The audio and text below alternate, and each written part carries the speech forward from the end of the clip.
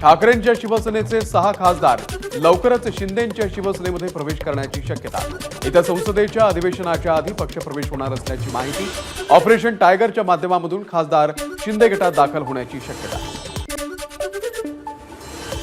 राजकीय भवितव्याची चिंता। मतदारसंघामध्ये विकास कामांसाठी निधी मिळत नसल्यानं आणि विधानसभेतील पराभवानंतर ठाकरे गटात असलेल्या अस्वस्थतेमुळे ठाकरेंचे खासदार शिंदे गटात जाणार असल्याची माहिती। 6 काय 9 खासदार संपर्कात असल्याचं त्यांनी सांगावं। खासदार संजय राऊत यांचा शिंदेंच्या शिवसेनेवरती हल्लाबोल। ऑपरेशन रेड्याची शिंग झाल्याचाही राऊतांचा हल्लाबोल। शिंदेंच्या शिवसेनेचे मंत्री उदय सामंत यांचा एबीपी माझाच्या बातमीला दुजोरा। येत्या 90 दिवसांमध्ये टप्प्याटप्प्यानं ठाकरेंच्या शिवसेनेमधील नेते शिंदेंच्या शिवसेनेमध्ये प्रवेश करणार। उदय सामंत यांचा दावा। आमचं ऑपरेशन करण्यापेक्षा फडणवीस तुमचं ऑपरेशन करतायत त्यावरती लक्ष द्या। संजय राऊत यांचा शिंदेंच्या शिवसेनेवरती हल्लाबोल। तर शिंदेगड भाजपच्या पोटातला अपेंडिक्स झालाय, ते केव्हाही कापतील, राऊतांचा निशाणा। ठाकरेंच्या शिवसेनेला अखेरची घरघर। नरेश म्हस्के यांची टीका। दुखतंय पण पाहता येत नाही अशी ठाकरेंच्या शिवसेनेची सध्याची अवस्था झाली आहे। त्यात संजय राऊत बाणगुळाची भूमिका बजावत असल्याची टीका। ऑपरेशन टायगरच्या अंतर्गत जर ठाकरे गटाचे 6 खासदार फुटले तर सध्याच्या परिस्थितीमध्ये कायद्यानुसार त्यांना कोणतीही अडचण येणार नाही। विधिमंडळाचे माजी प्रधान सचिव अनंत कळसे यांचा दावा। काहींना पक्षात येण्याच्या आधीच आरक्षण हवं असतं, पण जरा कुठे कुट्ट झालं की आरक्षण मिळालं नाही तरी लोक डबे बदलतात, गाड्या बदलतात। उद्धव ठाकरेंची बंडखोरी करणाऱ्यांवरती टीका। लाडक्या बहिणींची संख्या महिनाभरामध्येच 5 लाखांनी घटली। इतर योजनांचा लाभ घेत असलेल्या लाभार्थ्यांना लाडकी बहीण योजनेमधून वगळलं। आणखी 5 ते 10 लाख लाभार्थी कमी होण्याची शक्यता। सरकारच्या तिजोरीमध्ये पैसे नसल्यानं हळूहळू अनेक लाडक्या बहिणींना योजनेमधून वगळणार। संजय राऊत यांचा दावा। आका आणि वाल्मिक कराडची नार्को टेस्ट करा। आमदार सुरेश धस यांची केली मागणी। अशोक मोहितेंवरती हल्ला करणारे देखील वाल्मिक कराडच्या गँगचे असल्याचा धस यांचा दावा। 9 डिसेंबरला संतोष देशमुख यांच्या मारेकऱ्यांच्या गाडीमध्ये 2 फोन सापडले होते। ते फॉरेन्सिकमध्ये पाठवल्याचं सांगण्यात आलं होतं। त्याचं पुढे काय झालं? अंजली दमानिया यांचा सवाल। मंत्री पंकजा मुंडे घेणार बीडच्या जिल्हाधिकारी कार्यालयामध्ये बैठक। अवैध वाळू उपसा आणि राखेची वाहतूक या संदर्भात करणार चर्चा। बीडमधील अशोक मोहिते मारहाण प्रकरणामध्ये वैजनाथ बांगरसह एका अल्पवयीन मुलाला अटक। वाल्मिक कराडच्या बातम्या का बघतो म्हणून केली होती मारहाण। आयकर विभागाकडून सलग 3ऱ्या दिवशी संजीव राजे नाईक निंबाळकरांची चौकशी सुरू। संजीव राजेंच्या निवासस्थानाच्या बाहेर अजूनही पोलिसांचा बंदोबस्त। सांगलीमध्ये कोयता घेऊन दहशत माजवणाऱ्या 5 तरुणांना पोलिसांनी घेतलं ताब्यात। 2 अल्पवयीन मुलांचाही समावेश। राहुल गांधी, सुप्रिया सुळे, संजय राऊत यांची पत्रकार परिषद। महाराष्ट्रातल्या निवडणुकीमधले घोटाळे पुराव्यांसह मांडणार। संजय राऊत यांची माहिती। कोर्टाला देखील आश्चर्य वाटलं की 6 वाजेनंतर 75 लाख मतदान कसं झालं। 6 वाजल्यानंतर झालेल्या मतदानावरती उत्तर कोर्टानं मागितल्यानं रोहित पवारांची प्रतिक्रिया। मुंबईतल्या आकाशवाणी आमदार निवासामध्ये पहाटे शॉर्ट सर्किटमुळे आग। रूम नंबर 313 ला पहाटे 5च्या दरम्यान शॉर्ट सर्किटमुळे आग लागल्याची माहिती। अग्निशमन दलाकडून आगीवरती नियंत्रण। अजित पवार आज पुण्याच्या दौऱ्यावर। सकाळी सर्किट हाऊसला विविध बैठका घेण्याची शक्यता। 10वी आणि 12वीच्या परीक्षेमध्ये कॉपी करणाऱ्या विद्यार्थ्यांवरती थेट फौजदारी गुन्हा दाखल करण्यात येणार। महाराष्ट्र राज्य माध्यमिक आणि उच्च माध्यमिक शिक्षण मंडळाचा मोठा निर्णय। आरपीआयचं पतधोरण जाहीर। माफ करा, आरबीआयचं पतधोरण जाहीर। रेपो रेटमध्ये 25 बेसिस पॉइंट्सचे कपात। त्यामुळे सर्वसामान्यांना मोठा दिलासा। गृहसह इतर कर्जांचा हप्ता कमी होणार। जीबीएसमुळे पुण्यात आणखी एकाचा मृत्यू। जीबीएसमुळे पुण्यात 5 तर राज्यात एकूण 6 बळी।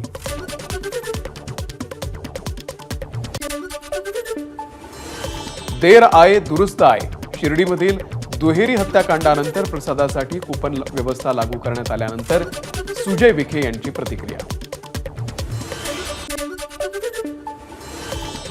अक्षय शिंदेंच्या आई अलका आणि वडील अण्णा शिंदे यांचा खटला मागे घेण्याचा निर्णय. आपल्यावर कुणाचाही दबाव नाही, कोर्टात स्पष्टीकरण. तर न्यायमूर्तींकडून या मुद्द्यावरती आज पुन्हा एकदा सुनावणी. स्टँडअप कॉमेडियन प्रणित मोरे मारहाण प्रकरणामध्ये आता भाजपची उडी. भाजपचे आमदार सचिन कल्याण शेट्टी यांनी घेतली सोलापूर पोलीस आयुक्तांची भेट. मारहाण करणाऱ्यांवरती कठोर कारवाई करण्याची केली मागणी. मुंबई गोवा महामार्गाचं काम अपेक्षितच नव्हे तर अनिवार्य. राहुल नार्वेकर यांचं वक्तव्य. हे सरकार लवकरच महामार्गांचं काम पूर्ण करेल, नार्वेकरांनी व्यक्त केला विश्वास. राज्यातल्या खासगी शाळांमधील 25% राखीव जागांवरील प्रवेशासाठी आरटीईच्या अंतर्गत 10 फेब्रुवारीला सोडत. यंदा 1,09,000 जागांसाठी 3,05,000 अर्ज. राज्यभरामध्ये उन्हाच्या झळा वाढल्या. काल चंद्रपूर जिल्ह्यातील ब्रह्मपुरी येथे सर्वाधिक 37.2 अंश सेल्सिअसची नोंद. कमाल तापमानामध्ये झालेली वाढ पुढच्या आठवडाभर कायम राहण्याचा अंदाज. आजपासून पुढचे 2 दिवस मुंबई, ठाणे आणि नवी मुंबईमध्ये तापमान वाढीचा अंदाज. पूर्वेकडून मुंबईकडे वाहणाऱ्या उष्ण वाऱ्यांमुळे कमाल तापमान 35 अंशांच्या वर जाण्याचा अंदाज. यंदाच्या जानेवारी महिन्यामध्ये 1940 नंतर सर्वाधिक तापमानाची नोंद. तर 2024 या वर्षाची पृथ्वीवरील सर्वात उष्ण वर्ष म्हणून नोंद. युरोपियन हवामान संस्थेची माहिती. नागपूरमध्ये 3,000 कोंबड्यांच्या बर्ड फ्लूमुळे मृत्यू झाल्याचं निष्पन्न होताच नियमानुसार आणखी 3,000 कोंबड्या मारून जमिनीमध्ये पुरल्या. आरोग्य विभागाकडून प्रतिबंधात्मक उपाययोजना सुरू. ऑनलाईन प्लॅटफॉर्मशी संबंधित 1 कोटी कंत्राटी कामगारांसाठी पेन्शन योजना सुरू होण्याची शक्यता. कामगार मंत्रालय त्यासाठी लवकरच केंद्रीय मंत्रिमंडळाची मंजुरी मागणार. अत्याधुनिक कवच 4.0 प्रणाली राबवून मुंबईमध्ये लोकलच्या 300 फेऱ्या वाढवण्यात येणार. 2 लोकलमधील अंतर 2.5 मिनिटांवरती आणून लोकल फेऱ्या वाढवल्या जाणार. रेल्वे मंत्र्यांचा दावा. कोकणातल्या प्रसिद्ध असलेल्या अंगणेवाडीमधील भराडी देवीच्या यात्रेसाठी विशेष गाड्या. प्रवाशांची गर्दी लक्षात घेता 21 आणि 22 फेब्रुवारीला विशेष गाड्या सोडल्या जाणार. 22 तारखेला यात्रा, 9 तारखेपासून खुलं होणार आरक्षण. ट्रकच्या भाड्यामध्ये 4% वाढ. हिवाळी फळं आणि भाज्या वाढल्यामुळे देशातील प्रमुख मार्गांवरती ट्रकच्या भाड्यामध्ये 4% वाढ. मासिक आधारावरती मालवाहतूक वाहनांच्या विक्रीमध्ये 41% वाढ. देशात जानेवारी महिन्यामध्ये वाहनांच्या विक्रीमध्ये 7% वाढ. जानेवारी या एका महिन्यामध्ये 22,91,000हून अधिक वाहनांची विक्री. ऑटोमोबाईल डीलर्स असोसिएशनची माहिती. 10वी-12वीच्या परीक्षेसाठी मुंबई पोलिसांची आचारसंहिता. 871 परीक्षा केंद्रांवरती आचारसंहिता लागू. परीक्षा केंद्राच्या 100 मीटर परिसरामध्ये इंटरनेट सेवा, ध्वनिक्षेपकासह अन्य काही मुद्द्यांवरती मनाई आदेश जारी. वाढवण बंदर परिसरातील 107 गावांमधील 512 चौरस किलोमीटरचा विकास करण्याचा MSRDCचा प्रस्ताव. वाढवण बंदरामुळे विकासाची संधी लक्षात घेऊन प्रस्ताव देण्यात आला. मंजुरी मिळाल्यास वाढवणच्या जवळ आणखी एक मुंबई वाढणार. धुळ्याच्या देऊरमधील मर्चंट नेव्हीमध्ये कार्यरत असलेला यश देवरे ओमानच्या समुद्रामध्ये बेपत्ता. चौकशी केली असता उडवाउडवीची उत्तर देण्यात येत असल्याचा कुटुंबियांचा आरोप.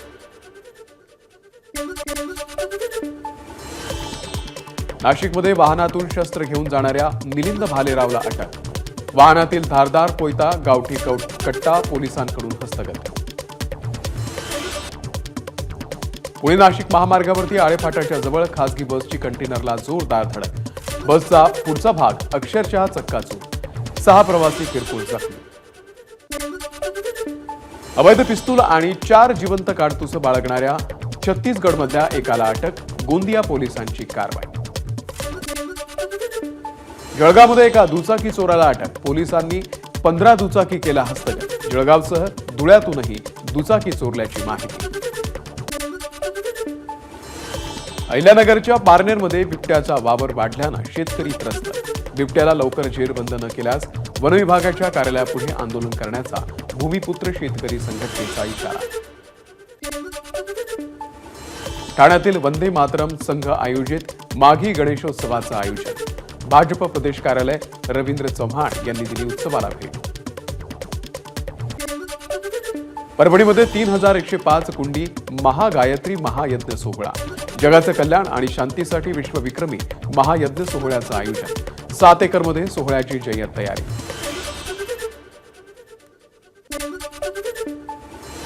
पिंपळगावमध्ये सडक शंकरपटामध्ये मध्य प्रदेशची शेर जोडी विजयी.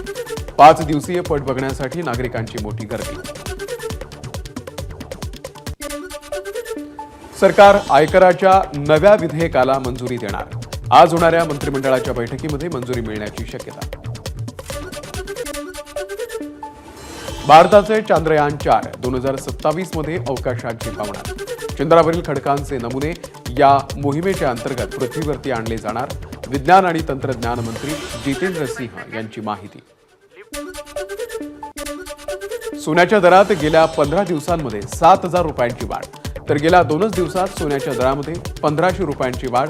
सोन्याचे दर 87,000 रुपयांच्या वर. HDFCची UPI सर्व्हिस शनिवारी 8 फेब्रुवारीला बंद राहणार.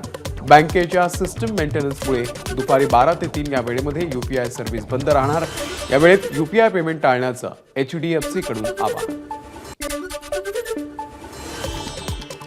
इंडिगो कंपनीला 115 कोटींचा दंड. जीएसटी नियमांचा भंग केल्याचा ठपका ठेवत जीएसटी विभागाची कारवाई. इंडिगो कंपनीकडून शेअर बाजारातील माहितीत दंडात्मक कारवाईबद्दल दिली माहिती. युक्रेनच्या लष्करानं उत्तर कोरियाच्या सैनिकांना पकडला. युक्रेनचे राष्ट्राध्यक्ष झेलेन्स्कींचा दावा. विकी कौशलच्या छावा या चित्रपटातील तुफान हे गाणं प्रदर्शित. 14 फेब्रुवारीला चित्रपट येणार प्रेक्षकांच्या भेटीला. सचिन तेंडुलकरनं घेतली राष्ट्रपती द्रौपदी मुर्मू यांची भेट. दिल्लीमधल्या राष्ट्रपती भवनात झाली चर्चा.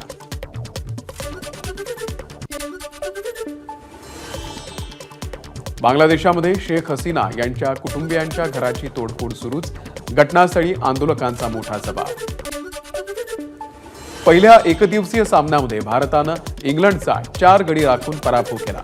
नागपूरच्या VCA स्टेडियमवरती झालेल्या या सामन्यामध्ये इंग्लंडनं प्रथम फलंदाजी करताना सर्वबाद 248 धावा केल्या. भारतानं 38.4 षटकांमध्ये 6 गडी गमावून लक्ष्य गाठलं. भारताकडून शुभमन गिलनं 87, श्रेयस अय्यरनं 59 आणि अक्षर पटेलनं 52 धावा केल्या.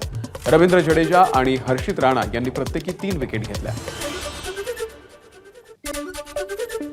इंग्लंडकडून जोस बटलरनं 52 आणि जेकब बेथेलनं 51 धावा केल्या. आदिल रशीद आणि साकिब मेहमूद यांनी प्रत्येकी 2 विकेट घेतल्या. इंग्लंड विरुद्धच्या पहिल्या वनडे सामन्यामध्ये रवींद्र जडेजानं घेतल्या 3 विकेट्स. आंतरराष्ट्रीय क्रिकेटमध्ये गाठला 600 विकेट्सचा टप्पा. आंतरराष्ट्रीय क्रिकेटमध्ये 600 विकेट घेणारा जडेजा भारताचा 5वा गोलंदाज. तिन्ही फॉर्मॅटमध्ये पदार्पणाच्या सामन्यात 3 आणि 3 पेक्षा जास्त विकेट घेणारा हर्षित राणा हा पहिला भारतीय गोलंदाज. ABP माझा, उघडा डोळे बघा नीट.